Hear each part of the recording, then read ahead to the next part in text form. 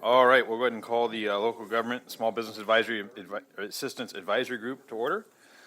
And we'll go around the table. Rita, you want to start, or Paul, sit down? Let Paul start. Good morning, ladies and gentlemen. Paul Avila, Paul Avila Associates. Rita Liu, Tech International. David Rothbart, Los Angeles County Sanitation Districts. Bill Lamar, Executive Director of the California Small Business Alliance. And Jeff Blake from the Metal Finishers Association in Southern California. SCAQMD Legal Department. Derek Alatorre, South Coast SCAQMD. Ben Benoit, Vice Chair. Bill? Oh, it's right. Yeah, there you go. Now go ahead. And I am still William Sanchez Sorry, at Will. South Coast SCAQMD. There you go. Cynthia Moran, Chino Hills City Council. Phil Crabb with South Coast SCAQMD. Okay.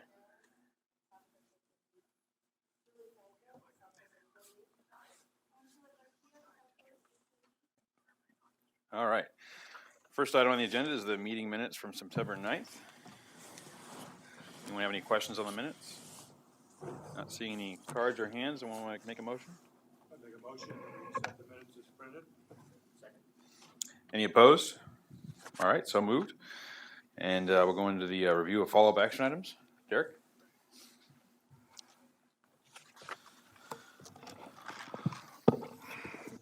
So one of the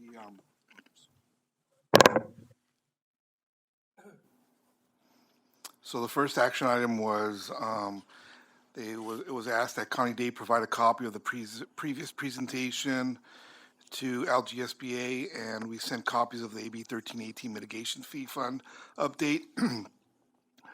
They are on the table for you to take today. The other item was to agendize a presentation on how cap and trade works, and I believe that was, we're going to be working with Dr. Aaron Kazenstein to present that item. Hopefully, if we get it in November, if we'll get it in November, if not, it'll be in January. I just got to check with his schedule. We did get a couple of requests from a member, from John DeWitt, who apologized for not being here today. He wanted us to send him follow-up notes on items 3, 4, 5, and 6, and also the progress on item number 4. He feels is very critical, so we're going to be sending out those updates to him after this meeting.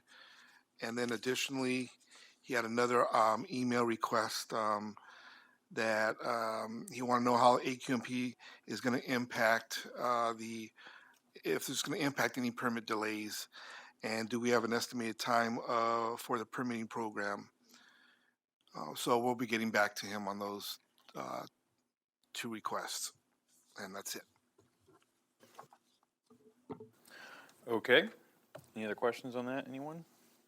If not, we'll move on to item number 4, the permit backlog. You had one other item to add, right? Yep. We have one announcement we're going to slip in first.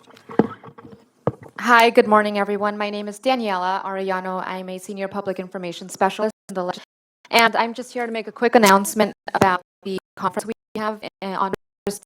It's the Environmental Justice Conference happening in downtown LA. It'll be a good opportunity for everyone to meet individuals from disadvantaged, either working, living, or playing in environmental justice neighborhoods. And on having a couple keynote speakers and breakout panels where we'll have individuals talk about different issues related to environmental justice. It's been a big year for environmental justice in California, so I hope to see you all there. If you have any questions, I'll leave flyers here. I'll leave my card as well. And you will register via phone, online, or email. And if you're interested in promote the event, I'll send you the PDF version of this so you can share it on social media or your email list. So, anybody have any questions? Daniela, there's also an event, because I switched hit here on the clean air pollution. And there's something in, can you elaborate or enlighten me on that?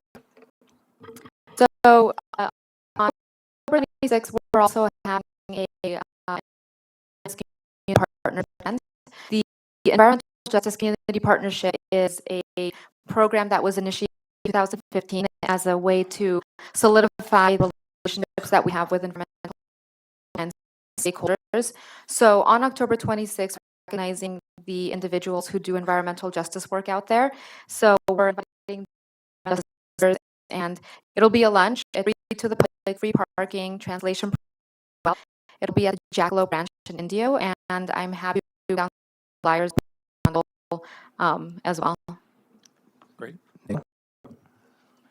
Yes. If you, I'll get with you maybe later or if you need your card. We can put that on our website if you can. Oh, yeah. I'll make sure to send you the PDF for that. Very good. Any other? We'll go ahead and move into Lockie's presentation on all the permits he's gotten out so far and all the ones he still has to do. Good morning. Good morning. Populous Deputy Executive Officer with Engineering. I think many of you have already heard of my presentation. In fact, some of you probably keep the presentation yourselves. You probably have memoirs by now. So there are a few individuals, who have not heard it. I'll go through the slides as quickly as I can. So those working with us long enough, you know that the agency has been experiencing a backlog for quite some time.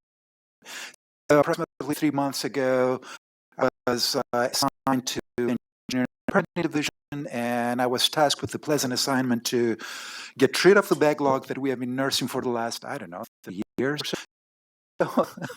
So the first that was we rolled up our sleeves and put together an action plan, and we solicited input all our stuff from the rank and file all the way up to the management staff, and as well as our stakeholders. So present basically to you this morning is a compilation of all those ideas.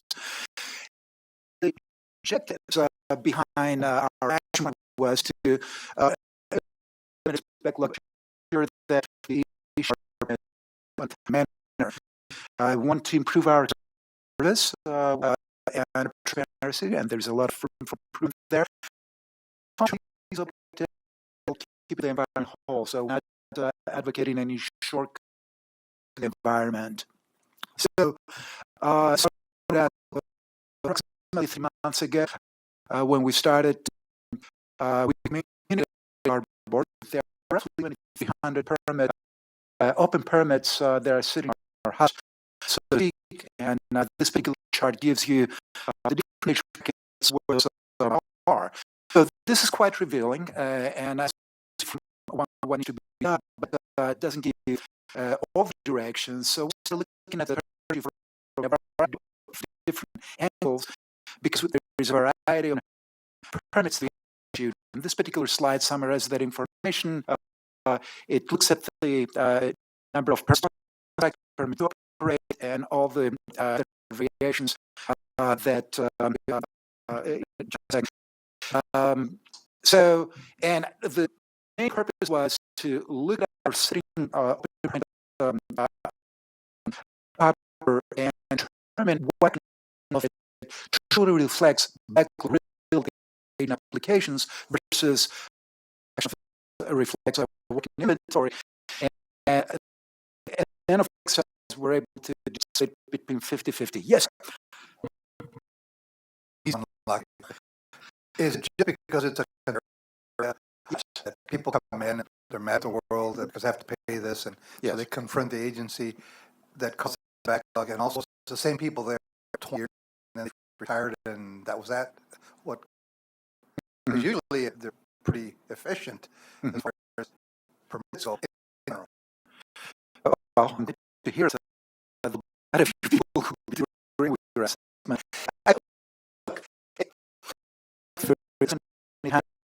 Sitting, at least, are in open application. I've seen there.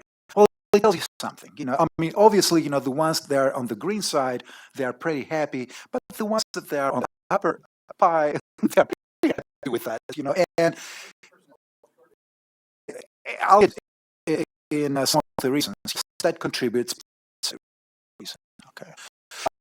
It's the next slide, actually. So there are some way we have those hurdles and bottlenecks. There are some reasons while permitting long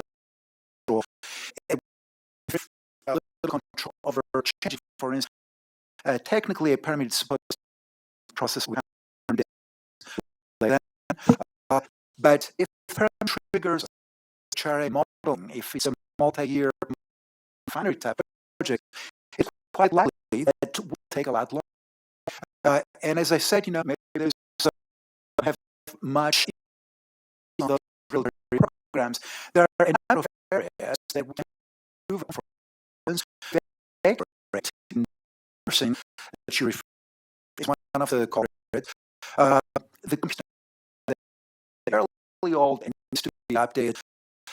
We have and speed the process.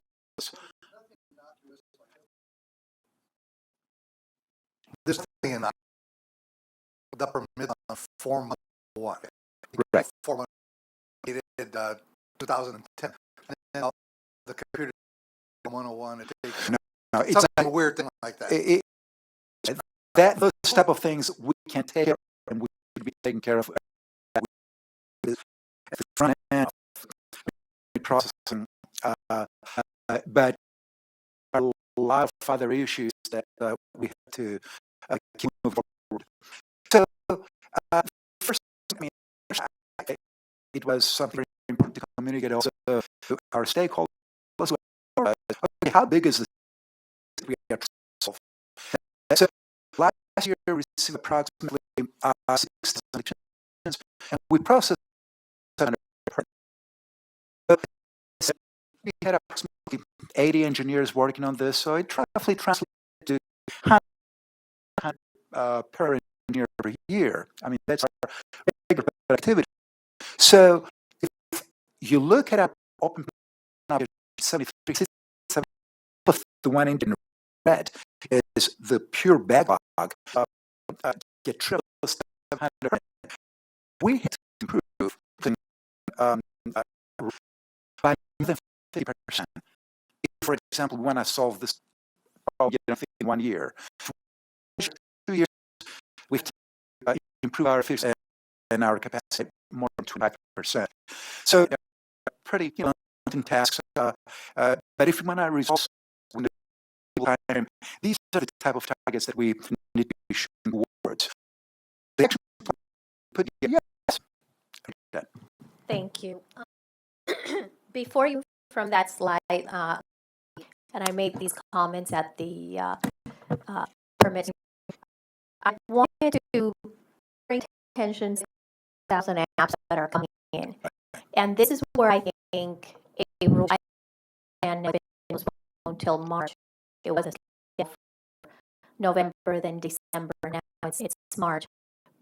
It's something that Rule 219 can address where it can reduce the inflow. And I hope the supervisor the board meeting on the SCAQMD session that they're not sweating the small stuff. And I think there's a lot of sweating that will be addressed through Rule 219. Yes, I agree with you. And very valuable feedback to our staff who are now on the list of things that officially necessarily, and it takes a change. We need to start somewhere and with that. So that's basically that we together improving capacity in working on those permits, but also because to go hand in hand as two sides of the same coin. So those of you who are going through the action, but find out there is a series of measures, either immediate action measures, measures to address those issues. And I'll just a few of them on this near the side. We are not including all here in space. So what are some of the capacity improvement measures? Certainly, we can do and be able to start and implementing this more active vision to ensure that our staff, our entire organization is optimal efficiency. Reduce the years, we have been experiencing vacancy rates in the range of 20+%, 30%. So these are coming down to the more traditional values. So we are, and hopefully, moving forward, we are not going to be experiencing training our new engineers as well as our existing, keep them fresh. The latest technology and enhance their efficiency. We have to work as a team harder to get our 40-hour weeks to include all to again put additional work hours into the process and push more permits out of them. The hydrogen temporary and near we have it as wildfire strategies that we can tap on if needed. Measures that the plan under. Some of the efficiency enhancing. Simply looking at existing and rules and along the line that Rita you described. We'll go better interdepartmental coordination because not everything is being provided by our engineers, for instance. SCAQMD with our planning and rule development. If it triggers HRA, the same. If it triggers test analysis, we work with technology office. So coordination will go again a long way things along. But the key important measure would be to invest in automation and try to develop computer tools and computer programs that will allow our engineers to process permits a lot faster. And that thing is the electronic tools that can be put on and can be not just our engineers, but also to run us using data into the system, can insert their own data into the system. They can run the extent they push a button and get their permit. We can streamline the process. Our friend has a tremendous 10 years investment in developing those tools, and even for type of applications, it's very difficult to do it for more complex refinery type of processes, but for dry cleaners, the the gas stations, it can be done, and that work. So we want to improve also the a few ideas we're listening here is we want to have conferences with the applicants that everybody's the same page and know on tracking tools and dashboard tools such as the one that I'm listening will be able to tell to the applicants, to the public member, or to our staff how well we are and ready to the book. Also want to develop allow now for instance, it can be they can go in be able to tell them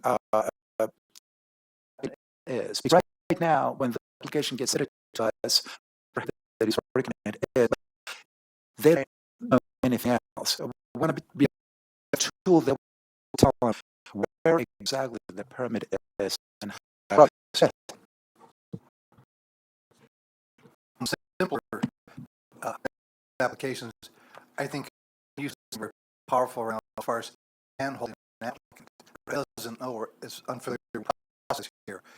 And one of the things I would suggest is because let's say you have turnover in that area, just the engineer or Bill Jones or whatever, they're not here anymore, but I got to talk to you. So somebody that the permittee can and the traditional bureaucratic. It's a good suggestion, and it is something we are working on because we're going to be looking at a workforce. We are going to be losing quite a few experienced engineers in not to this technologies. How do we bring people in early enough, trace them with the and the knowledge transfer gets lost completely. On the spot because it's a relatively new area for you, but you and that's the bulk of the money that's generated for SCAQMD by the permits. Yes. So source of revenue maybe a third of maybe 20-25%. Another 25% actually comes from renewals, and another third are revenue from the admission fees that we collect, and part of the revenue comes from federal state grants. But we pretty much cover 2/3, of our. But isn't it a department? Isn't the he's not like actual cost of the department, or were they wrong? So yeah, the processing phase runs a small deficit. Actually, not good in factors because when we get it, but we don't cash it, we set it aside, we recognize it, it goes to a special account, but we cannot touch that, and we only start sending it to the moment we issue the permit. So if the permit is 5 years, the money that we get is $5 US dollars. So, and hence, some of the ineffective revenue come in spending. Rita has. I didn't see In the short time that you've been on this product, I think you're doing a fine job. Appreciate it. Your open mindedness to receive input from the permit streamlining task force that may be not the general mill, run of the mill ideas. I have a question on the processing handbook.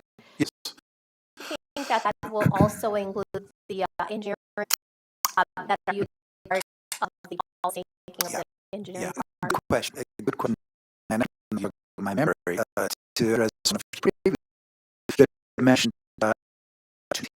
and Rule 222 and then to as a and in the action plan there one way, one avenue to I get that off my chest. So coming back here with improved transparency for us would be to put it on the web. That we also speak the same language as well as the outlets and like the it could be the public. They see the same thing and we also speak the same language. So policies that are have to follow secret. That we can place them on the public. If we are developing any templates, any computer programs, include the handbook. They don't have to be in-house documents. We should implement think. More questions, Jeffrey? Yeah, there's a lot of around and time billing. Mhm. And in dealing with permits, one of the steps is either question comes up, the engineer, and they send the question out to the applicant. It takes 3 weeks Yes. or longer for, and then uh, everything is supposedly on the deck, and all of a sudden, 3 weeks later, you get a request for another piece of information, and then 2 weeks go out, and you get a request for another piece of information. So I think it's a track tool, a tool that you can internally. You have a program gets in a time where there's a track out to understanding at least of some of these issues that need to be. Everything you described are very real world issues that we are confronting. And unfortunately, there are perhaps bottlenecks that information exchange, the lack thereof, request. So we have that. And I don't have a silver bullet yet, but what you just described is exactly what's happening on a daily basis. Yeah, thank you. I guess I raised this question initially, and I got lost. But since you have it on our agenda here, I want to meet again. And that in response to Board Member Benoit's question to you about the permit fee. Fees have always been declining, right? And that seems to be a constant problem. Permit fees seem to have stayed for 10 years or more. But what in here is that Board Member asked you a question. Off for permit fees. We go through every once in a while with lab fees, things like that get adjusted. But reverse of that is true, and that's what doesn't kind of concerns me very much. Especially we have 3,500 permits in this fall. I'm assuming most of those have SCAQMD. No, that over the map. Okay. Speaking the language, probably. Right. Okay. Which are my folks? We have one permit per facility. So Mohan mentioned at our meeting that 44% of those were fees, 50% surcharge. So let's say that's half. Well, I do now, and got one right where the applicant's fee over $4,600. That's with the anxiety fee. He had expectation of getting that within a 4 time period, certainly been over 7 months that he's had more. It's been over 7 months since he's had his production equipment. That's for the type that he engaged in. The point I'm making here is that equity, and that is for. Now, if this were a battery in a smartphone or an airbag car, he'd be entitled to a refund or a refund from the manufacturer. This is the thing. Right. They paid for a product, the permit, with an expectation based out there, and it has. I'm not trying to point fingers at anybody here. I understand the process. If the process is broken, but I don't want poor numbers go down. That question of paid the surcharge and didn't get their refund because we're talking calculations anywhere from $10 million here. Yeah, you would have yourself. Right. Okay. I think I got the question. And I will digress a little bit. Clearly, the exit acronym processing is something that we are in the plan to take a look at. But I give some quick response to what you just mentioned. First of all, I'll push don't use it for December. It's a percentage that it only applies permits to constructs and not necessarily to all 6,000 permits that permit applications that are coming through. So it's a subset of that. So I understand. Also, clearly we are going to be looking at that program. There are folks, who are happy with the program, and there are folks who are actually unhappy with the program. The program needs to be designed so that there are distinct time frames by which we are going to be issuing that. So there is a lot from the program.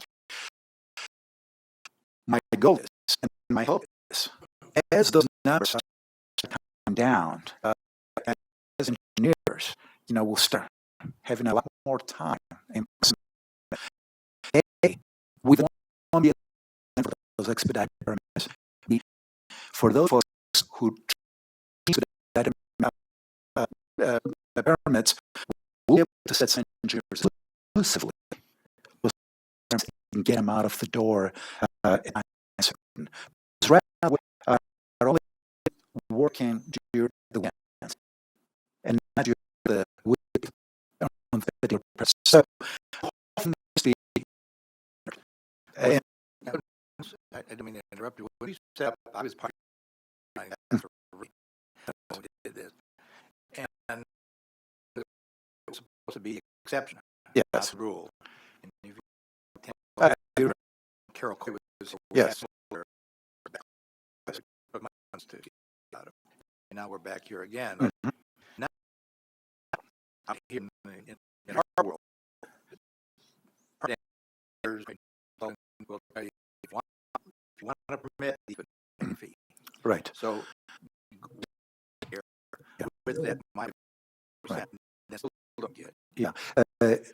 Bill, and I believe the same issue. We started on this because it's a very important issue, and we'll track the statistics. Are things moving or not?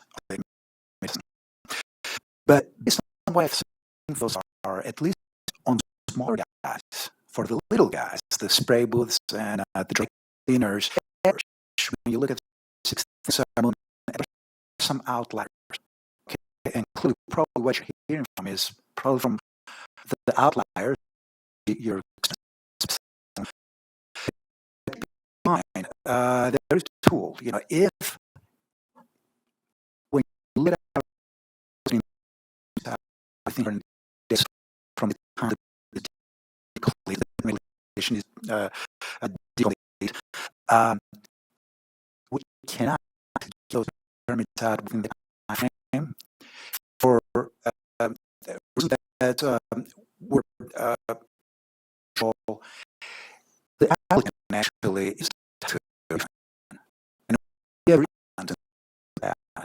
so a formal process that it has to refund. So if there are people that change the process, and again, for reasons that will be beyond their control, let us, and I will try to see what we.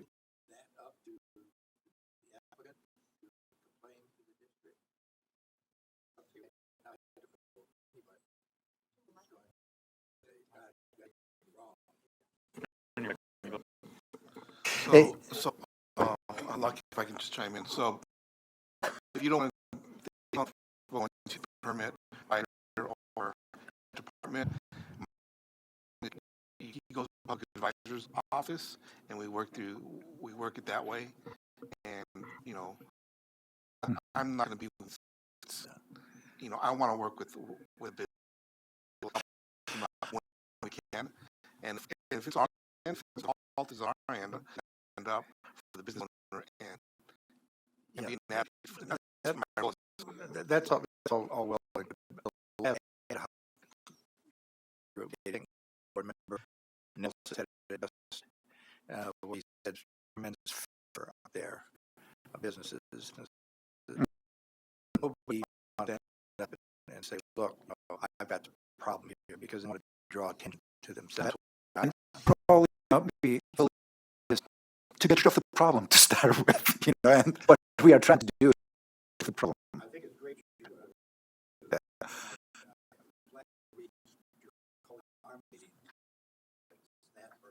Yeah, absolutely. Sorry, David, didn't mean to shortcut you. So I want to thank you for all the effort you're putting in. It's very important to this.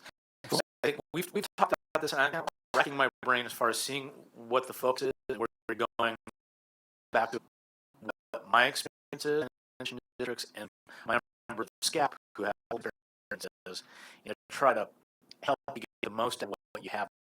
What I'm saying is our experience has been a lot of from one member to the next member. If we could focus on labor, you need any certain procedure. The most basic thing to get the most bang out of your buck, what you have now is the somehow the elimination of that haggling over someone when you walk in and say, I want this, you get. What happens is, I compare water agencies, so we have a standard device. And I got this. Someone else has something across the board, different conditions, and it's standard. What is standard? And almost that. Yep. It'll save you a lot of time. How about you want to see the training? Yeah. That's the answer. Dave, I don't disagree with you.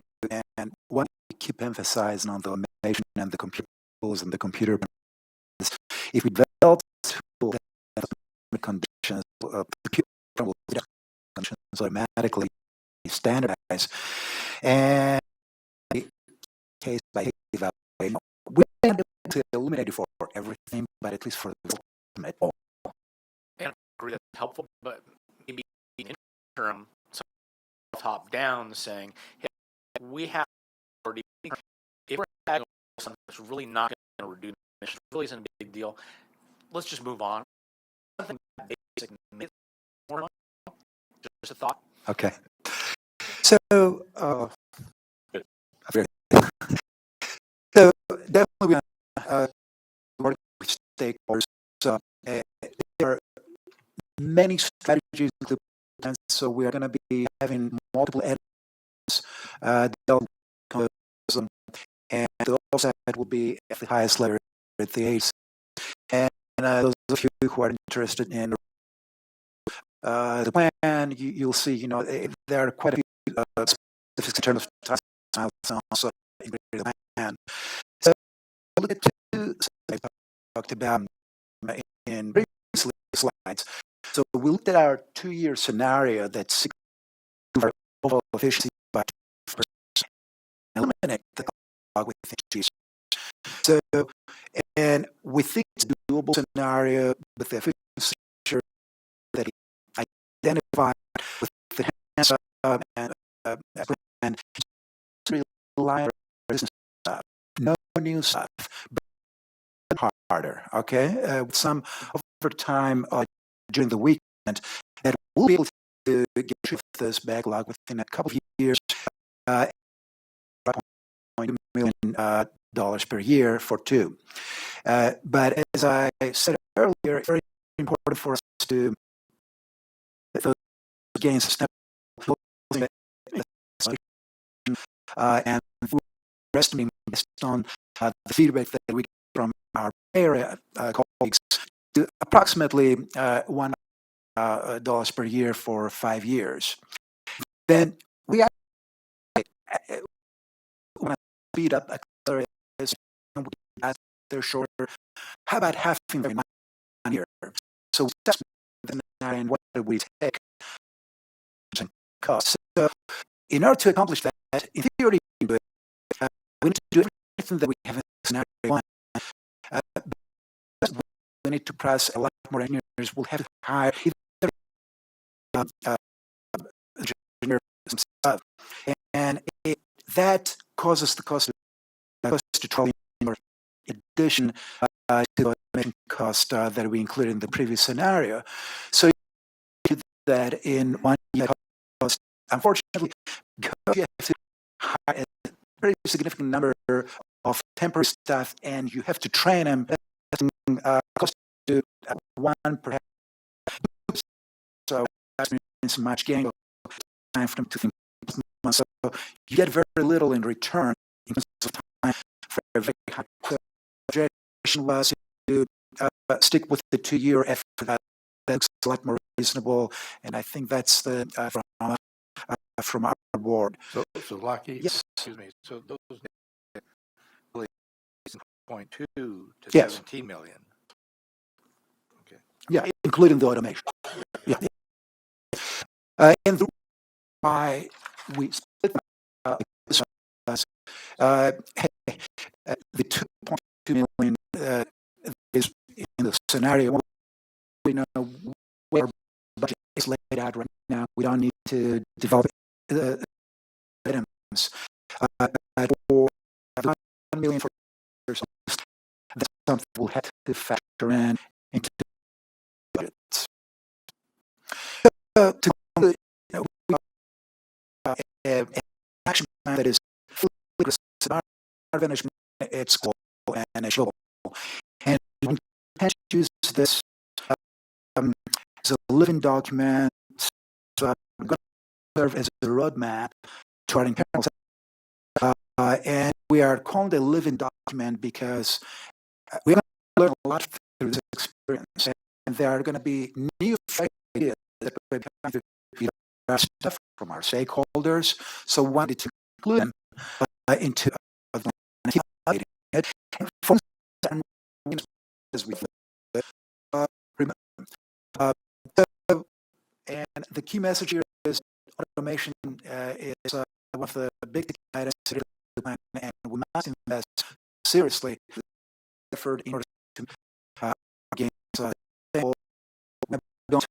with progress. So we have been implementing quite a few ideas already in the last 3 months. And this particular highlight when I leave shows our progress made to date. We started with 7,300 open permits. Where right now, the slide shows 3 months down later, there's slightly over than 6,000.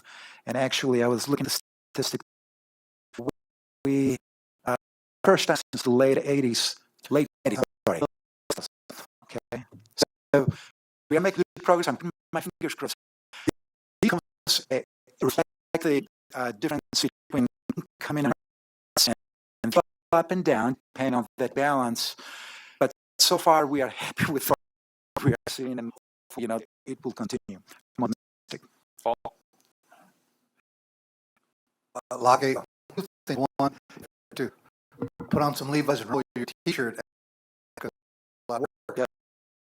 And like a year from today, a year from today, much time to come back a report a year from today. Hopefully, all these numbers change, and maybe you won this or something. Okay. The second thing we're is, gonna give them lunch. Is that what you're saying? yeah. You get some big. What did cookies you or something. say? I couldn't quite hear that. Something where the only issue where you get a pass from me, and I totally understand this, you have to go to the agency and depend on that particular report because you're dead. Yeah. It just all the bureaucratic inertia. It just puts to us. Actually, CPA on the Title V program. We just recently. Here's how letters start. Congratulations. You are running such a great program, such a sophisticated program. Congratulations. But there are improvements that we could suggest. And when you look at their suggestions, actually, they work contrary. It's going to elongate. So we are going to be handling with them between now in the year, and perhaps we can use some of help. But essentially, those of you who are with the tax return system, unfortunately, the based on what they're asking us to. But anyhow. Yeah, I know we permit streamlining meeting, but I think you and Amir were saying that to focus on some of the rules, current rules, where the could move out of those rules into 219 that rules were not requirement or registry. When you process 7,000 permits a year, I find it hard to believe that we got 7,000 is coming over here a year with piece of equipment requiring a permit. You don't see that in big companies, Correct. and I'm not so sure large companies. One of the things I'm trying to make is there's a lot of equipment, heaters, box burners, whether in a furnace and other something like that. They all do the same thing, depending on paint booth, whether it's a wood shutter manufacturer or whether it's an auto body shop. A world from a, I would think of a permitting perspective, that the extensive amount of labor I'm assuming to see, does this person need the permit, or what kind of condition should exist? A body shop is a body shop. Long ago, the largest one I have in your area, got like 9 or something. Booth, a paint booth. Whether Jeff buys one and I use one, Okay. That takes 6 months. If it's that simple of, it should not. It should be automatic, and that's what I developed. The applicant himself, or be able to themselves. What complicates things is if that particular equipment is triggering new source review. Here's the unfortunate. In our agency, in our region, new source review, trigger new source review, which requires available control technology installation, emission reduction from £0. The moment that equipment that is being installed will result in more than £1 of emissions per day, automatically trigger the new source review. And if the applicant has to go to the open market to procure emission reduction credits, that elongates the process. If it triggers CEQA, elongates the process. If it triggers, if that facility or the business is near close to 1,000 feet, it triggers noticing requirements. Now, on school, say now those mailers, they'll cooperate with us, sometimes not. So there are a number of other externalities that unfortunately elongate the process. But our job is to figure out how to make things move a little bit smoother here. And I help on everyone's help. Rita? Thank you. Lockie, on the 5 audit that you mentioned, do you guys have any information on the website on that, or how could we get the details of the EPA findings? The audit findings I can share with you, but basically we are tasked to develop an implementation plan to address the issues they brought up, and we'll be going to the station to basically bring them up to speed through that avenue. Maybe we can share this that you would be interested. So Jill, thank you. Yeah, yes. So when you look at the 7,700 permits that that you refer to, very different permits. They are not all businesses. Small, also know less than 20% of them are related or new installations. Many of them are permanence of existing businesses. So it's important, and we included some of that level of detail in our plan because it's important. It gives different analysis, different aspects of the puzzle.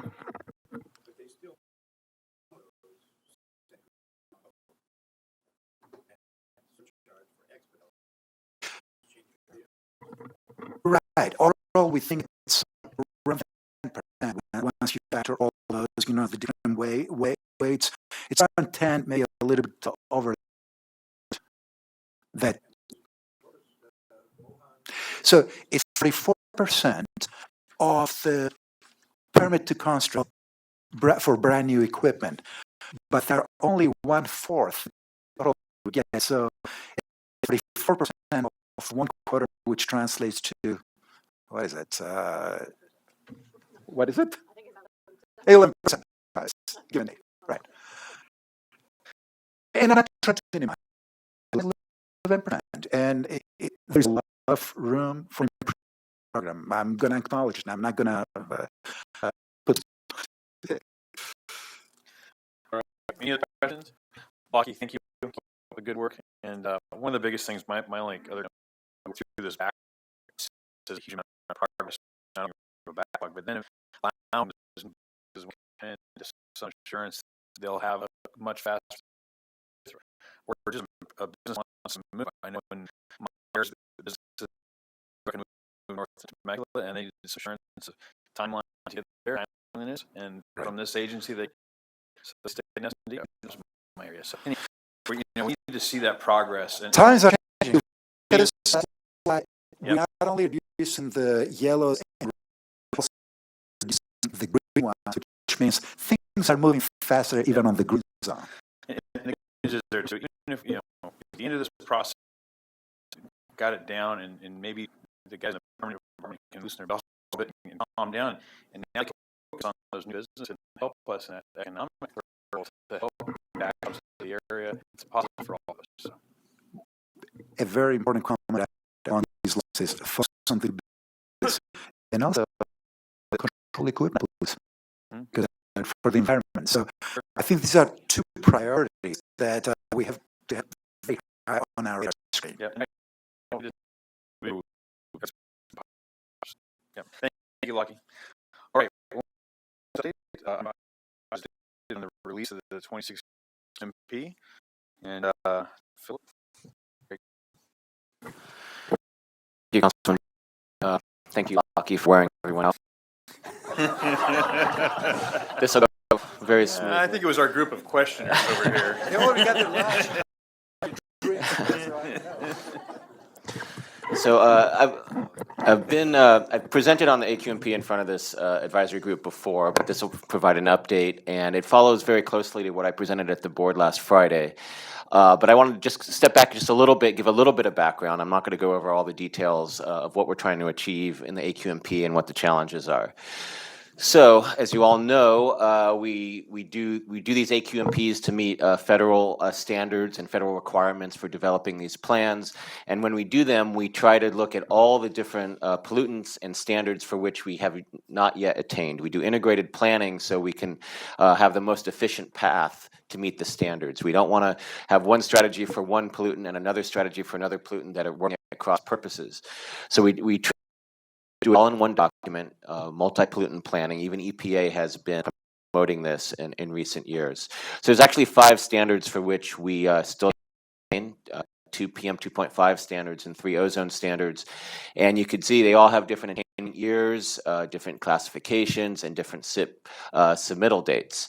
You can see we're already we're late on one of the ozone standards. I think we have another one due in tomorrow. I don't think we're going to be submitting it tomorrow.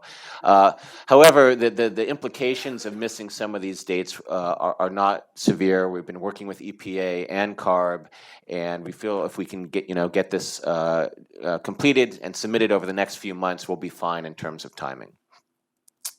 And just to remind everyone the challenge that we face, we need significant NOx reductions in order to meet the standards. The NOx reductions will not only allow us to meet the ozone standards, but will also more than allow us to meet the PM 2.5 standards. So that's why we have such a heavy focus on NOx. This shows the NOx emissions going forward from our 2012 base year into the future, and you can see 50 to 60% reductions in NOx emissions going forward, and that's due to already adopted rules and regulations at the federal level, at the state level, and at the local level for stationary sources. So this plan builds upon this, but our program as a whole is a strong regulatory program because the vast majority of these emission reductions are due to regulatory measures. Unfortunately, it's not enough. In order to meet the standards, we have to shrink those blue bars down to the size of these green bars. Those are the targets we need to hit. It's about a 43% reduction in just 6 years from now, and about a 55% reduction 8 years later. So this is the primary challenge of the AQMP, the primary challenge for the basin to come into attainment of the standards. We have a 1-hour ozone standard as well, but as you can see, if we're anywhere close to the 2023 emission level, that 2022 standard should be met quite easily. And again, the PM 2.5 standards would also come along for the ride.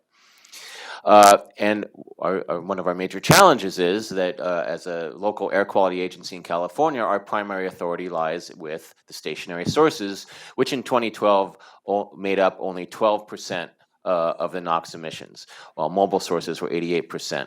As we project forward, it changes a little bit. The yellow slice of the pizza there goes to about 20%, but still, if all the stationary sources went to zero, we would still not meet attainment. We need significant reductions from mobile sources. And when we look at what the reductions we need for attainment, so we know we need, from if we look at 2012 and we look at 2023 and 2031, the emission reductions needed, about 70% of those in both cases come from, like I said, those reductions that are already occurring due to existing rules and regulations.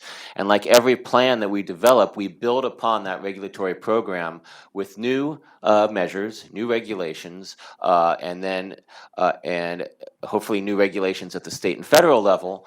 But for the first time in this plan, instead of leaving that yellow slice there, we could leave it black for the black box that we used to use. A section of the Clean Air Act allows us to put off the specifics of how we're going to achieve the standards by relying on future technology. So in this plan, instead of doing that yet again, which we've done for the last 2 or 3 or more plans, we really want to talk about and be honest about what it's going to take to actually achieve the reductions to meet attainment. And to do that, we look at the technologies that can get us there, which we now can due to recent advances in technology. And we also look at what it will cost to have a program to deploy that technology in the time needed to meet attainment. So when you look at the relative, where the reductions needed are coming from, about 70% coming from existing regulations. We build upon that with new regulations at about the same order of magnitude as we have in past plans. We rely on some federal source reductions, which is a challenge under the Clean Air Act, but we obviously need federal sources, the trains and the ships and the interstate trucks and the planes to do their fair share. But rather than just put off the rest, we are defining that, and that's where we come under some criticism because it's so expensive to get those reductions under that yellow bar, but time's too short to just ignore it at this point. Phil? Yes, Todd. Thank you. Can you identify exactly what technologies specifically have been able to, or have allowed you to eliminate the black box? Well, I think the best example are the recent developments in heavy-duty on-road engines for trucks. So we do know that there's one engine that's been certified, medium-sized engine, for a .02 gram per brake horsepower hour standard, which is 90% cleaner than the current standard for heavy-duty trucks, and we expect the engine sizes to go up and down from that current size. So we think within a year, if not two, those engines will be available across the board on the heavy-duty side. That same technology, that's a natural gas. I know you wanted me to mention that. It's a natural gas engine right now, but there are some promising signs that diesel engines will be capable of reaching either the same level or a level very close to that. If that can happen, that type of technology can be transferred to the off-road sector in many cases. We do know there are, for locomotives, that the technology exists. There's obviously electric locomotives to get to lower emissions. Aircraft are a little more challenging. The ocean-going vessels, we have the hood technology, we have plug-in power. There's ways to get at it. So I think we can lay out it might not all be off the shelf today, but we can definitely see that pathway where it'll all be available in the next 2 or 3, 4 years to fill that gap. And what about zero-emission strategies? I didn't hear that. Well, what we have proposed in the plan is to look at zero-emission technologies wherever it's cost-effective and feasible, and also timely enough to allow us to meet our standards. But where it's not available, not cost-effective, not available yet, then we need near zero. We need the ultra-low NOx, and it doesn't just apply to the mobile source side, it also applies to the stationary source side. So as I'll get into, we're looking at some other stationary applications with the same concept, that zero wherever cost-effective and feasible and affordable and timely, and near zero where it doesn't quite work out. But we still need the reductions one way or the other. Rita? Thank you. Phil, on your previous slide, and we saw this at the AQMP committee, and I want to reiterate my comments on that because it's basically mobile versus stationary sources. And the stationary source contribution is 12%.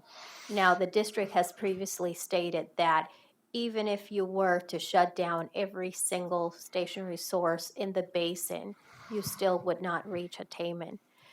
But yet the heavy hand of the regulation has fallen upon those 12% businesses that are still here.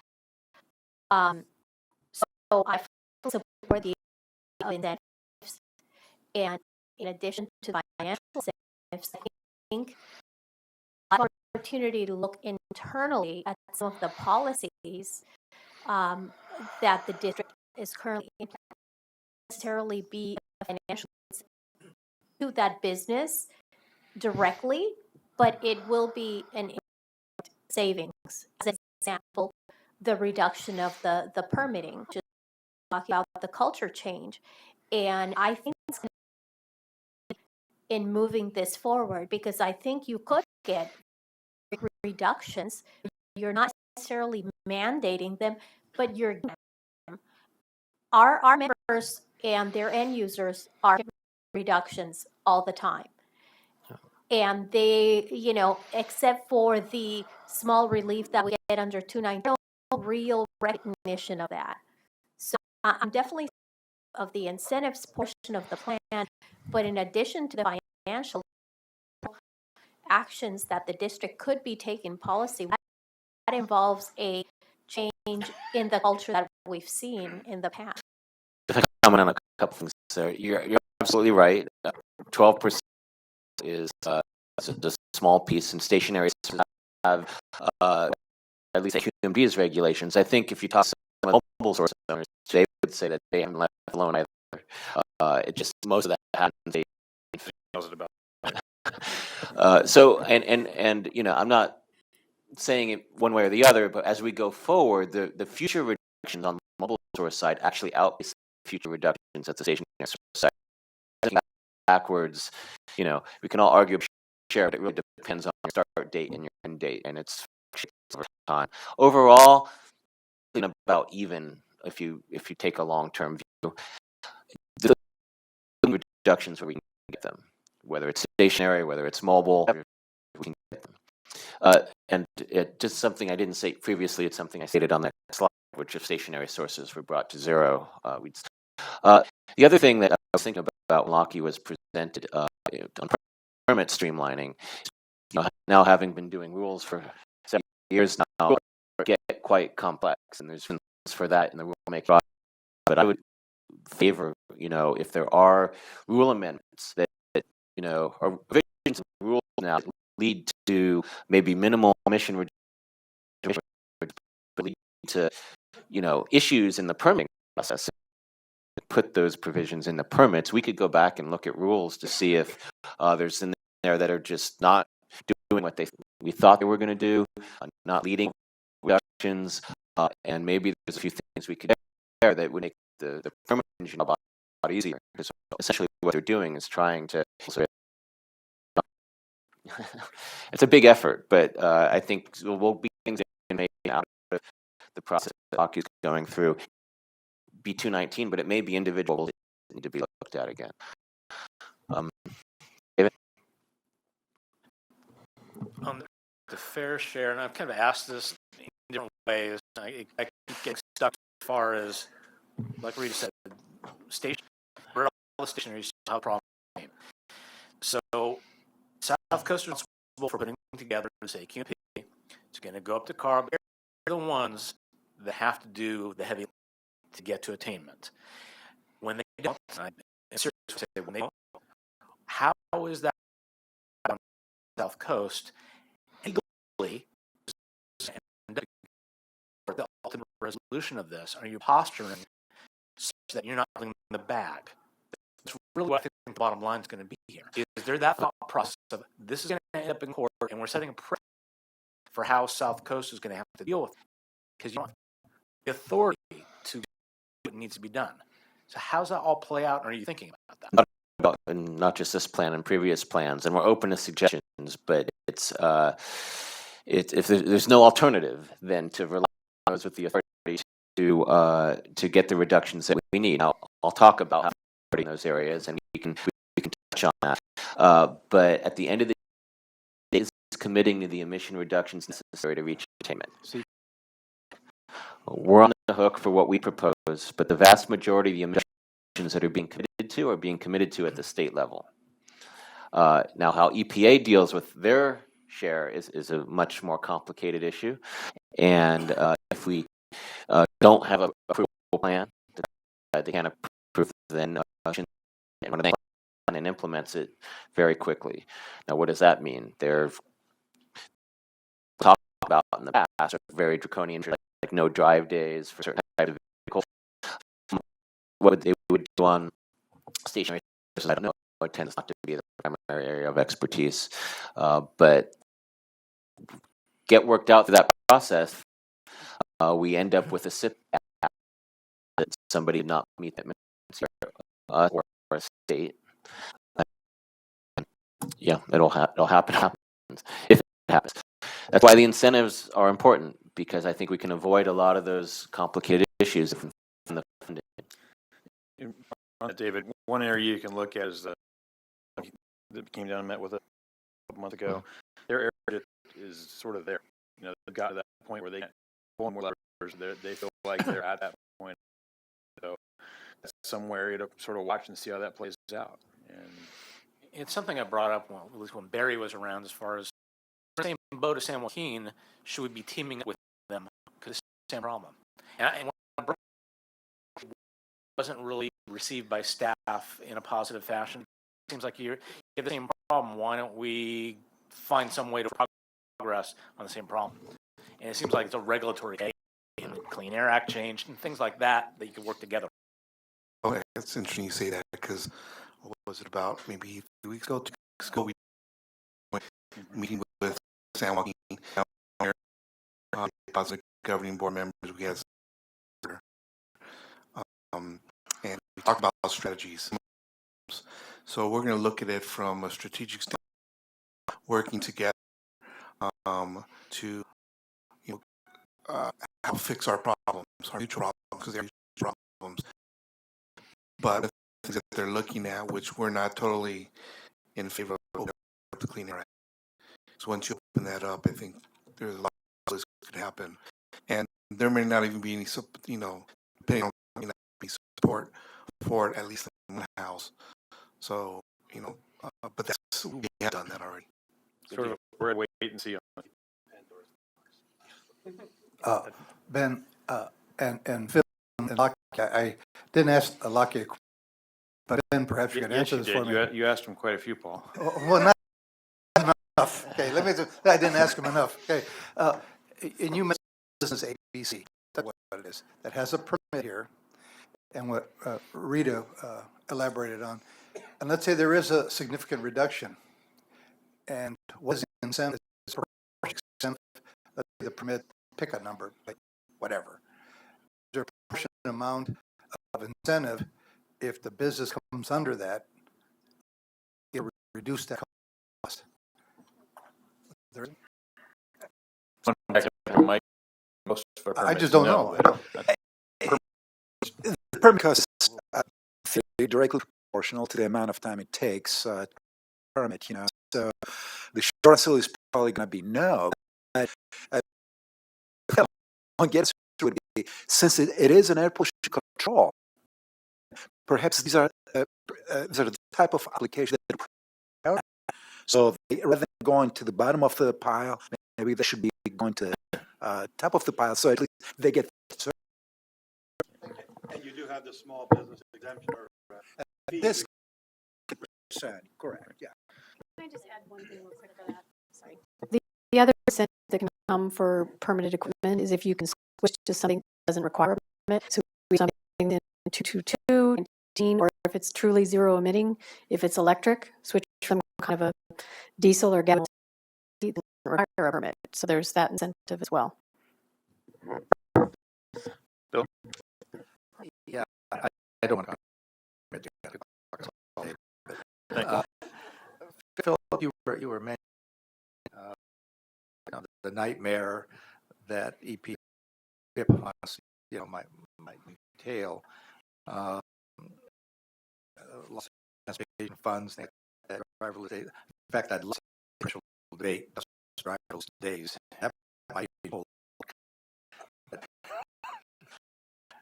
But what concerns me and my members about this incentives, and I know the environmental community, they come at it, there are opposed for different reasons, but when this plan goes to Sacramento and eventually to San Francisco for review and approval, everybody is going to remember emissions reduction commitment to it. That's the contract here. What is less likely for litigation, approved or disapproved, what is less likely to be remembered is incentives necessary to achieve reductions that we've committed. The point that David is in too is that this is our commitment, X number of tons. Also said that in order to get X, we needed what amount of money, and that's why I have been to you on SCAQMD about money was shopping. Well, do we have any money in the bank? And that's the problem, because we're being committed. You're committing us, the sources under your to emission reductions without funds to actually do that. Yeah, we're not that lightly. We're developing an action plan about the funding, but your point is well taken. But under the Air Act, where at least staff sees it, we have two choices at this point. Put those emission reductions in the black box and not talk about on that because we only have 6 years left, or we try to start the discussion. Because if we wait, the bill, we have 6 months to do the black box 3 years before maintenance. So 2020 or even 2019, that's when we would have to do that anyway. So rather than 4 years to have that huge bill come due, we need to start now. Has been, let's start that discussion now. If at the end of the day we don't raise the money or we need to find something else, we need to start that, not or as soon as we realize that, not 3 years from now. So that's the point. Under the other option plan, other than, you're heading or start now, it's available to us. We're getting these comments, and if there was an alternative, I'd like to see what it is. But the only other alternative perspective is not to talk about it. But the commitments are there one way or the other, where they know what category they're in and within the plan. Right, Phil, you have Right. more slides to go through? Very quickly. Okay. So just to mention stationary sources, we not only our homework, have a lot of a strong stationary source regulatory measures. We received comments in a moment and added a few more.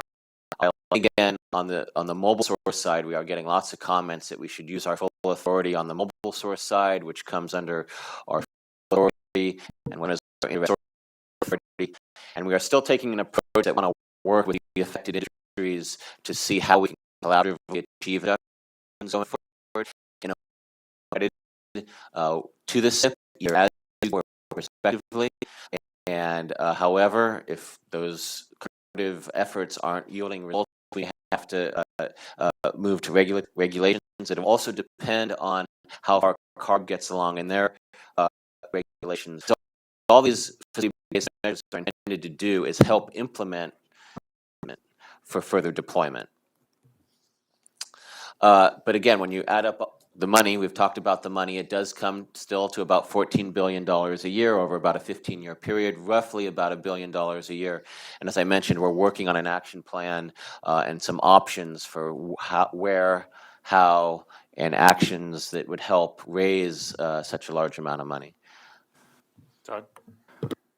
Mr. Chairman, I just have a quick question, and this is I'm being too simplistic possibly, but if it's 80% of the problems are mobile sources, would it be fair to assume that the $1 billion that you need per year, or the total amount of money that you need per year, is somewhere around 90% for mobile sources?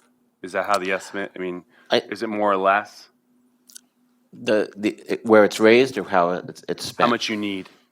How much do you need for mobile sources alone? We're estimating about 12 out of the 14 would be needed for mobile sources. And really, that's a rough estimate, because we think as we start picking the low-hanging fruit with incentives, that some stationary source projects will become more cost-effective, actually, than some mobile source projects. So we've identified within the plan a few areas where we think cost-effective incentives can be applied on the stationary source side. So roughly about $1 to $2 billion on the stationary source side. Bill, your card's still up. I don't know over there. Okay. It's okay. Okay. I do want to get through this. So key comments received. We got 7 comment letters. And we have incentive approach, have pressure for a more regulatory approach in seeing how this money can be raised. We talked a lot about fair share reductions at the state and federal level and the stationary source side. Comments that we should be jumping straight to zero emission totally, and then other comments that we should be technology and fuel neutral, and the near zero path is needed, at least in the short term. Obviously concerns with facility-based measures, and then a wide range of other comments. So I just want to highlight some of the major revisions we made, because we released a revised draft last Friday. So we included language on prioritizing zero emissions whenever it's cost effective and but near zero everywhere else. This is consistent with what we've been saying about mobile sources for some time. We're applying stationary sources, haven't been as explicit before. We did identify a few additional regular measures. We're really looking at diesel backups, and we're looking at commercial appliances, where it could possibly have some zero and ultra NOx applications, and with incentives on both these and other measures that the regulations work. You can pass regulations, even not forcing regulations, to help get the products still out there. But waiting for normal equipment to actually not fast enough, so incentives help to advance the point. We are also we have 5-day commitment to reduce emissions from reclaim, and we're looking very seriously at one option, more command and control. Some of the benefits to the and to the businesses of Reclaim are look like we'll do an assessment. It looks some benefits have add some clarity and certainty, and for the facility managers, we have timelines to report back to the board and committees to work on progress and make recommendations whether we need to take a more regulatory approach. Clarity. It's several other edits, so it's all online. Everyone wants to see the changes that were made. So along with the kind of have a socioeconomic report, everything now been the chapters have been released. We're waiting on regional economic impacts. We have benefits. We have that'll be coming up shortly. Draft plan, and we have our revised draft plan, and we're holding around actual regional hearings. We have a third round of regional hearings coming up, and ongoing stakeholder meetings. We went to the board on Friday, kind of laid out the schedule for them, and we received direction that to delay from what we during to February. So when we look at the schedule, that how that lays out the schedule, this is actually the first time that we've kind of laid this out. So we released a revised draft in the beginning of October. We have an advisor. We've put about a 30-day comment period on revisions. We get comments by November 7th. We have a few chapters that still need to be updated that didn't make the revised draft. Some of it's not going to change dramatically. The socioeconomic report, those remaining chapters, we're hoping to get out in November as well. But then our CEQA document also, close the comment period mid-November. So all these things will be coming together. And public workshops, as I mentioned, in the month of November. We hope to set hearing of the AQMP in February, but we actually can set the hearing in December. So hopefully early December we set what we would call a draft final, which would be taking in all the comments between now and December, and that will be out for about 60 days before government board consideration, and even a 60-day period as well, and be provided to us and the governing board. So, any other questions? Todd? Thank you, Mr. Chair. On slide 10, when you did the major revisions in the draft AQMP, you know, the top bullet that you had was on the strategies, and as a default, strategies. And I guess, you know, in some ways I feel that that's going to our resources both. You know, the problem of prioritizing almost capital funding to pilots, you know, and demonstrations that are nowhere near commercialization. While I understand the thing to zero emission vehicle technology, and I hope we get there, given the timeline that the district has, well behind the eight ball, we're going out to ask for a significant amount of funding sources from state sources, even trying to drop on increasing the registration fee for license. My understanding, and correct me if I'm wrong, the modeling analysis for us to be able to achieve 272 or implement or on the near zero 0.02 gram trucks or buses in the next 6 years. That's from from class 4 to class 8. The analysis and this third-party analysis, actually AQMD and as well as and other interests in the report called Game Changer, and it's a report on the grant. It looks at 3 strategies. It looks at near zero, it looks at fuel cell, it looks at EV, and the incremental cost with around $60,000 or let's just $61,000. Now I don't know if that's true or not. I showed it down there. The EVs are looking at around $224,000 per incremental cost. Fuel cells are $502,000 in incremental cost. So that we got the 88% of the $14 million or $12.3 billion. We get it, and we're successful. That means if you have prior strategies, you got 3,500 vehicles of EVs. I'm sorry, fuel cells. 3,010 vehicles for EVs when you need 272,000. But it's just let's go to the cost effect. If you do the near zero, it's 203,305 near zero trucks. So in my estimate, the dollar we're already 72,000 vehicles short with most of the cost of. And I know that Matt Miyasato attended my workshop on Tuesday. And Associates, a special hearing with EPA, AQMD, all these OEMs, and unfortunately, plans were at the point of view. They said they had no plans. They are not telling the public that they have any plans to get to 0.02. Now I know there's tech assessments. Well, sorry. I just want to kind of point this out, because it's important. The black box is completely dependent upon a 0.2 grander, right?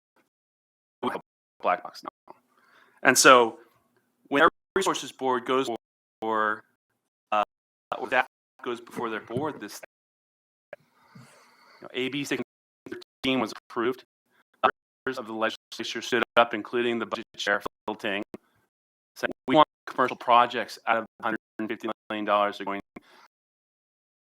equipment. We want shovel-ready projects on front lines are going to have their emissions reduced, and the airport, after all of that, when $70 million to $150 million,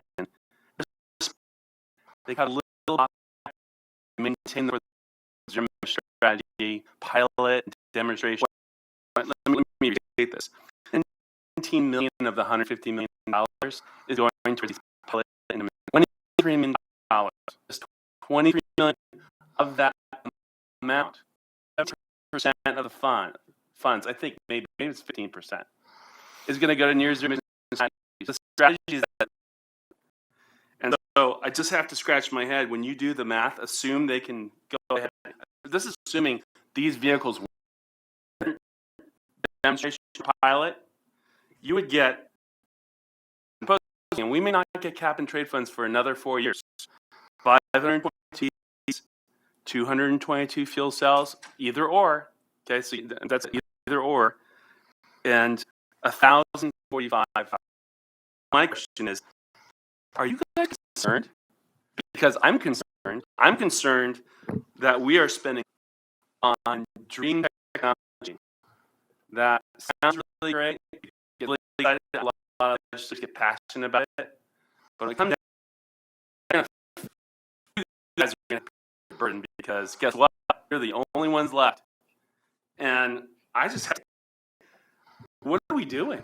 And on top of that, are we going after the because we're getting $300 million, right, from this potentially. If I track car history, they're going to spend it all on fuels and I mean, I'm a little flagged. But just we need help, and I agree. We need coordination with we need the ARB to figure themselves out. That's my commentary. I'm share those opinions. Let's vote on Thursday. I'm not here to defend CAR, but let me address a few things. I wasn't at the meeting that Matt was at. I was looking back to see if Matt was here. My conversation, you left out the sentence, was they have no plans to go to 0.02 unless there's a requirement to do so, right? So right now it's all in their R&D side. You know, it might be their cost to do the kind of R&D. As it hits the regulatory side, then it moves over to their production. So they said it's not going to. We'll require to do it. the other distinction $100 million for pilot and demo studies, that's very different from a large $1 billion a year equipment program. Obviously is not going to be about seeing if a new technology works. It's going to be about deploying technology we know that works. So typically, the investment now might go to some more advanced technologies that might be 10, 15 years away from being perfectly viable because we're trying to advance that technology. But in a nearer term, and when we're here, whatever it's going to be, we need to have vehicles that are. So it's not really on the tech development side; it's really on the development side. It's on the deployment side. So I think, because when we talk about how to spend the money, where are you going to spend the money, and we talk about cost-effective and feasible, there's a cost element to it, there's a timing element to it. So when we know, and if it's going to be one electric truck or 7 natural gas trucks of emission reductions, we're obviously going to spend the money on the gas truck or the point where that is. Maybe 5 years from now, 10 years from now, so investments in development, maybe they become more. Timing does work out, but we know in the near term, and we're not going to. We want money as cost effectively as possible to meet the near-term goals. It's ingrained in the program, and then maybe CARB is not doing that. And I think a lot of the projects you're talking about aren't just pure. Let's get them out on the road. It's like let's make sure that acceptability and they work in more pilot demo programs. It's a little bit different. Well, numbers is, I think we need to direct that to make ARB be as liable and as accountable as possible. Money doesn't give you license to be relict and not build on how you spend those funds. We're just one basin, by the way. I mean, it's only in the same $14 billion. And so I have to scratch my head. We're spending so much limited resources that we may not see on futuristic technology that may get here in 10 to 15 years. Headlines in 6 to 15. And today, and history with China. I mean, those people in the basin, in the inland basin, are suffering too. So, if I was a board member here, I'd be furious, and if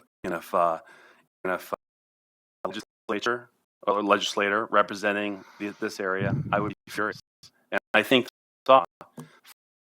stand up, and the speaker in the letter telling CARB to shape up. And you know what CARB is doing right now? They're just not. And that is incredibly disappointing. So we need to figure out how to get not just San Joaquin, but every stakeholder down here on figuring out how we get ARB to be more accountable in terms of how they spend their money. Good comments, Ed. Phil? Yeah. For years, I guess I've been sitting at the opposite end of the table and the opposite end of Todd here on issues, but on this one I agree, really do. But I think another point here, assuming that you get all the incentive money that you want, or a good portion of it, or any at all, and now it comes to just make choices and distribute some of that for technology purposes. You've got a lot of convincing to do, especially in the smaller business area, manufacturing, as to whether this new technology that you've got that will address your problem as far as lowering emission reductions, is it going to solve their problem or their needs from a manufacturer's standpoint? Or do they run the risk of losing a part of their customer base because one machine or one technology won't produce the same product that their customers have become accustomed to? A good case in point was 12 years or so ago when 1421, the dry cleaning rule, came in, and PERC was supposed to be phased out. Well, it will be in 4 more years. But the dry cleaners were told, well, you can't use PERC anymore, and you have to buy another machine. Then we went through Tier 1, Tier 2, and Tier 3 types of dry cleaning machines at about $40,000 to $60,000 a piece. They never had the time to amortize before the regulation or the amended regulation came in. And what your agency was, of course, was water at that time. The best thing then that water had to offer was it cleaned most of the clothes most of the time. And to a dry cleaner, that's completely unacceptable. When you walk in with your Armani suit and you say, dry cleaner says, well, I can clean most of the stains out of this, but I can't guarantee all of them. You're going to go to somebody else. And it's the same questions. Those are the same questions you're going to run into with whatever size bucket of money you have to offset the types of technology you tend to offer. Is you're going to have to, you don't need providers, you need salespeople for the, that's what you really need. And to convince these people, practical matter, that to replace this with this, it's going to, won't hurt your bottom line, and conceivably it's going to help it. And that's going to take time. That isn't going to come overnight. Absolutely recognize the challenges in doing that, in the outreach required, tech demonstration in some cases, but we can also point to examples where businesses, even small businesses, adopted technology for emitting, but also might have saved them money in the long term. And often we find that the barrier to adoption is capital costs up front. Even if there's long-term savings, amortize their savings or up front, and that's when incentives can really come in to help get them over that. And it could be, I mean, honestly, there's a lot of win-win situations out there that can be done on a voluntary, and we have to find them. No, I'm saying it can happen, it has happened, Right. and it will happen in the future, but you've got a sales job. You don't have a regular job. You've got a sales job. Right. We'll have a wholesale gearing up. All right. Thank you, sir. We're going to go ahead and skip Philip's offer to come back and have lunch next month, and come back and give the update on the governor's actions from the 15-16 session. Then you have some monthly reports attached. Any other business? Just a fast one. I thoroughly enjoyed that Riverside instead of the Biltmore's nice, don't get me wrong. Efficiency, I'm still in shock. I only paid $2 to park, and I'm used to paying 25. So just to give you a heads up if you want to have next year. Thank you. It was a very nice event, and yeah, it's a nice area, and it's easy to get to for me. So, anyone else? All right. Any public comment? If they were here, they probably left, just like at the Riverside. Back here at 11:30, Thursday the 10th. Thank you.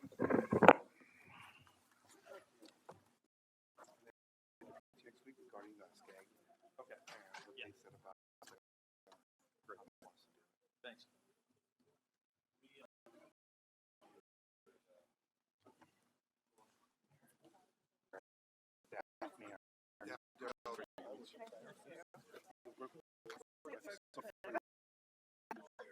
If he accidents. Yeah, I went to Ivor High School. You're a Brahma? Yes. Sure. Are you from Diamond Point too, or? No, but I went to Bishop. We both went to Bishop Armand. Okay. So Like 20 years apart. Yeah, at least. At least, but yeah, he can see any problem. You just gotta call me or email. Check real quick. Okay, good to Real know. quick, real quick.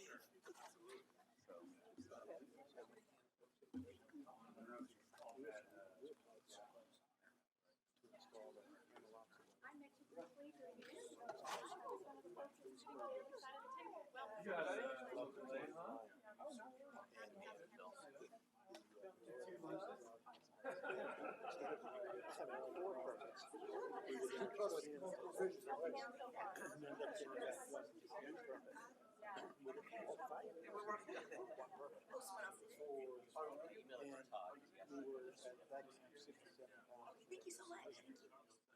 And so they said, okay, now you have to make a determination. And you're applying coatings. Are you going to be applying just compliant coatings? Or are you going to apply hydration coatings as well? And I said, well, you're going to have 98% of the mixtures. So high VOC coating, maybe the limit for that particular application is 420 grams. And if we use 380 grams, burn off 98% of it, we're still doing less than the 400 that's permitted. So I don't see how that could be an issue. But we need to know, because if you want to burn just the compliant coatings like you're doing now, you'll be able to retain your 67 grams a day. But if you run the ask the permission to burn off higher VOC, you'll be going to the new standard, which is 39 times a day. What's the point? It's a million investment. For a company with 200 employees, they spend that kind of money on that's the problem you have here. That's the mentality. I won't call it thinking, because it's not thinking. I don't think I have. Yeah, so what happens is, if you want to, I think the position is open,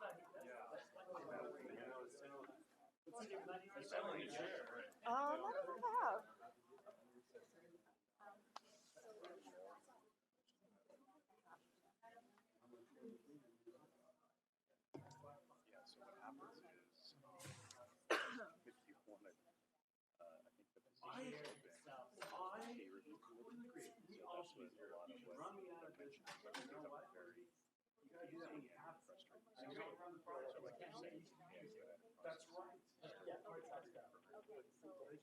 Yeah, we do have fee review if there's any error on us, which is pretty hard to prove. We have a committee composed of compliance people, finance people, public affairs, it's like a representative from all the different agencies. And we have security, informal sort of presentation. Well, determine if there was any error, we may rewrite some of the like our process is because so long, it's not as generous as you think it is. Like once I learned about it, because I would always send facilities and they would say that, hey, I came out of compliance, I submitted my permit, they told me this is what all of that. So it was a dry clean.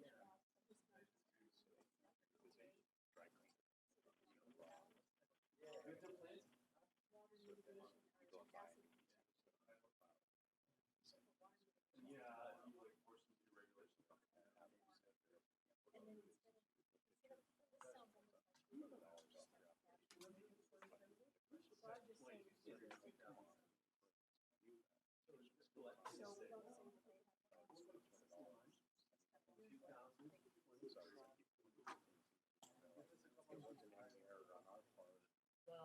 Why not? Yeah, we had to look at it and that cost that we billed you for, because we're literally.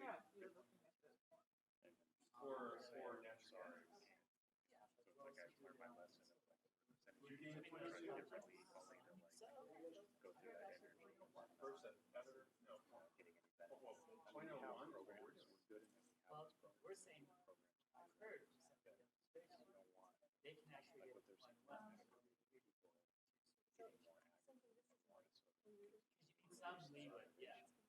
So they were saying this is all. Yeah. But there shouldn't be any. But then again, too, I don't. Question. But it just gets to what you're saying, that is, rulemaking should get there, and I'm saying it should get there.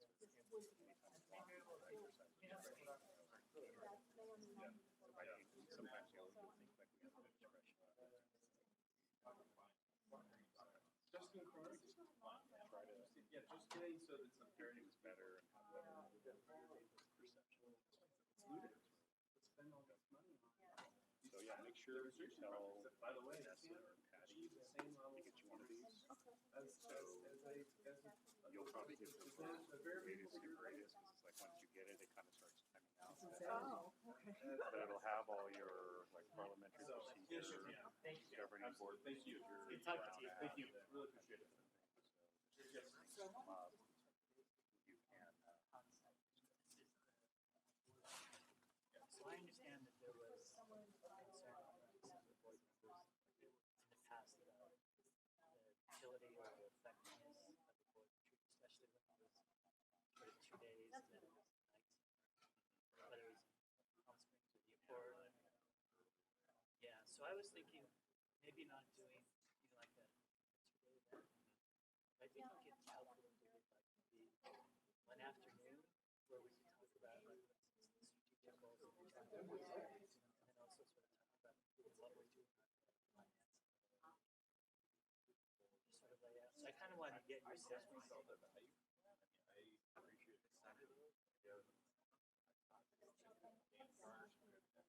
It got us a lot of good dialogue.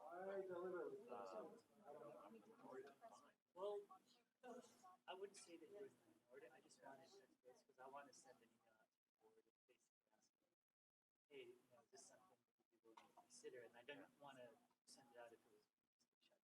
Well, I know that the last, was going to be in Riverside. That's why. I don't know if it was really what worked.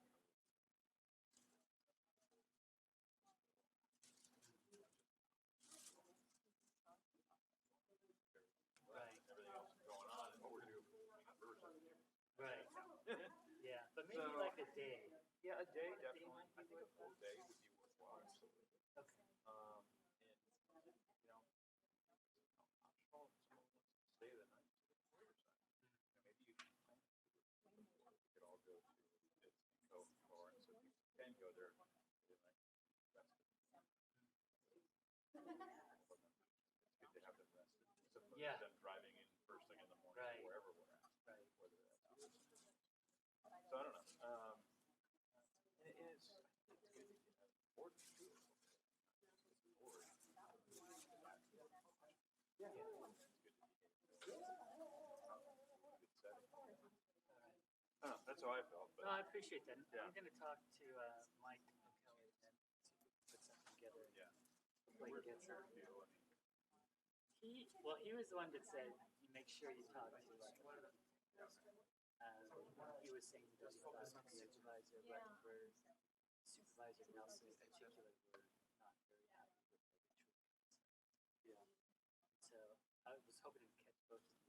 Yeah, she was about 10 minutes, so we ran a little long today. A lot of good dialogue. Yeah, I mean, we've gone, basically AQMD and also permitting. A lot of good input from our group. A lot of stuff we already heard before, but it's good for staff to hear customers. Yeah. So, okay, I'll walk out with you.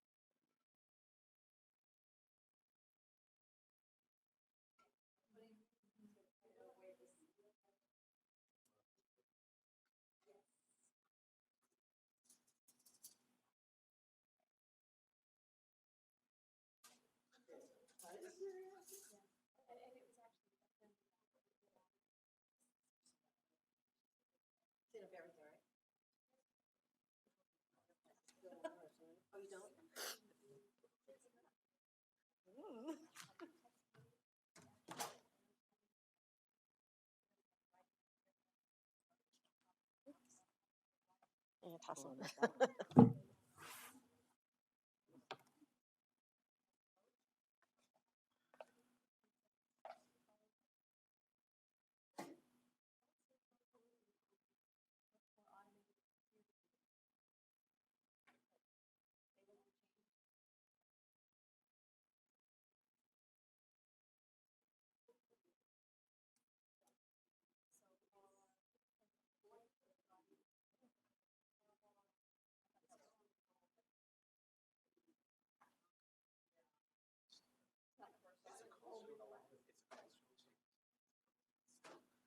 We're going through that process.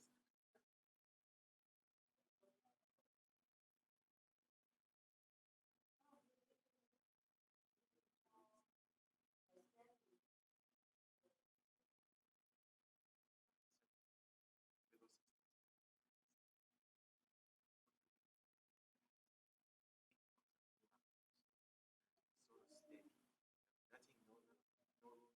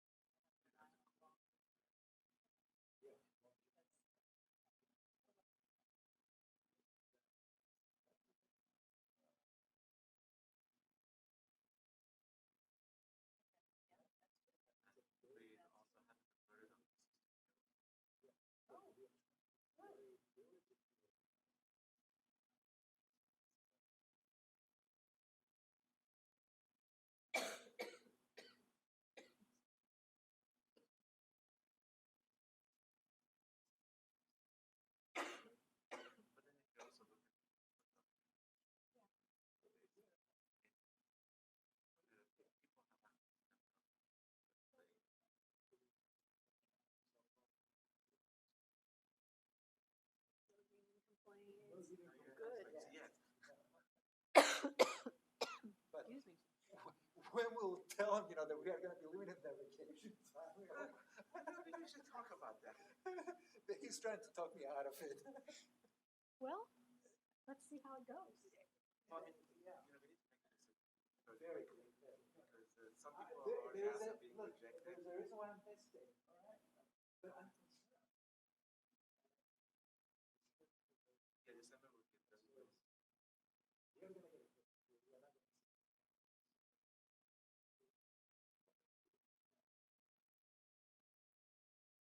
So that's why I think we agree.